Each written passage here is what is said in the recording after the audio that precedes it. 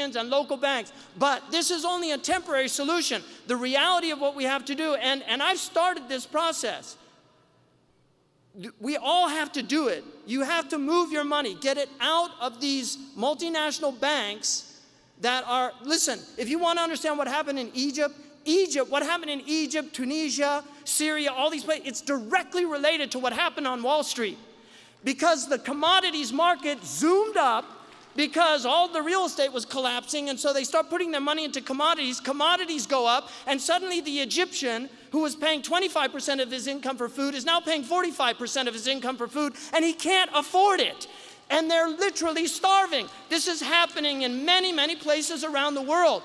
People are suffering from this unjust economic system that has to be identified. The culprits behind it need to be identified because these are real people. They have names. And they're doing things that are completely immoral. They're doing things that are absolutely immoral, and we are all suffering from it. Canada's been spared a lot of this egregiousness because there were much better fiscal policies here, but don't think that you're free from it. And the other thing is, if we go, you go. So you better hope that, because 80% of your economy is tied to our economy, and you should know that. So don't get high and mighty. Like I put maple syrup, I use it on my oatmeal. Canada, imported. So I'm supporting Canadian economy in my own house. All right? So what you can do is move your money, but that's only a temporary solution. Muslims need to develop their own banking systems. Anybody can open a bank if they have a charter. It's not hard to do.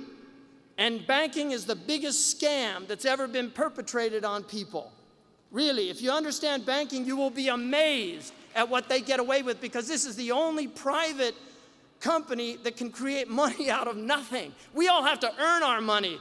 They just literally create it out of nothing. And so you need to understand, we as a community need to open banks, but they can't be like some of these shifty, shady things that are going on, Sharia compliant, quote unquote, right? And Canada has already tasted the bitter brunt of that, all right? So we have to really, we have our own banks. The other thing that we can do, we have over 50,000 doctors in the United States of America, and you've got many Muslim doctors, 50,000 Muslim doctors. And I've said this before, but when an American comedian on national TV said, I went to my doctor and he said, face Mecca and cough, and everybody in the audience laughed, you know that Muslim doctors are having an impact on this society. People put their lives in the hands of Muslim doctors every day. Muslim doctors are paying hundreds of millions of dollars in insurance every month. Who are they paying it to? They're paying it to Blue Cross. I thought we didn't believe in crosses. Really, they're paying it to Mutual Insurance. They're paying it to all these companies. We have a system called takaful, which is superior to this insurance system, where you're investing your money. And then if something happens, then the money comes out of that. This is a superior system. You would get people from other faiths and non-faith people, they would want to be part of this because they wouldn't be just losing their money every month, but getting something back. We need Muslim insurance companies. All you people in here are paying auto insurance. Where's the Muslim insurance company? That could be a non-profit insurance company. That could be giving back to the community. Where is it? Where's our creativity? Why aren't we thinking economically? We're literally spending, we are spending so much money on these societies, and what are we getting back for it? Reasonably good governance, pretty good roads, good amenities, nice municipalities, but much of it is being squandered on companies that are doing terrible things. They really are. And if you read the fine print in a lot of these insurance companies, it's amazing what they get away with. All you have to look is what happened to the people in Katrina who they had insurance against hurricanes, but because the dam broke, they blamed it on the dam and said, oh, it wasn't the hurricane. And people lost their houses. I mean, this is totally unethical. The Quran is about giving people respite until things are easier for them. Muslims don't foreclose homes. Really, bank robbers don't chase people out of their homes, but bankers do. Really.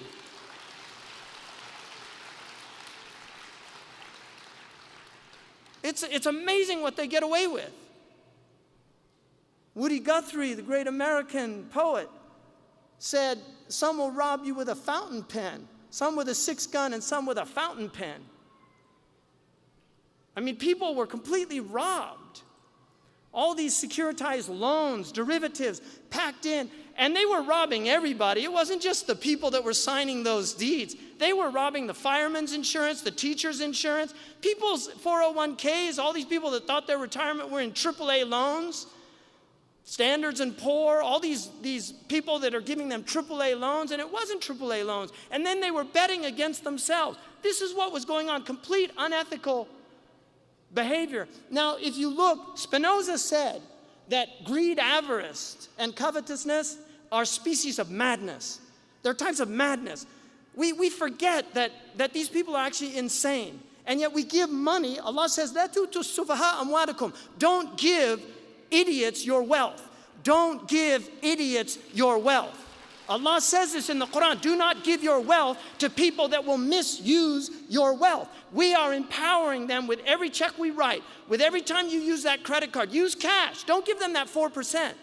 Why should some middleman, some sarah? They're trying to eliminate cash. Who wants to eliminate cash? The bankers do, because they'll get 4% of every human transaction.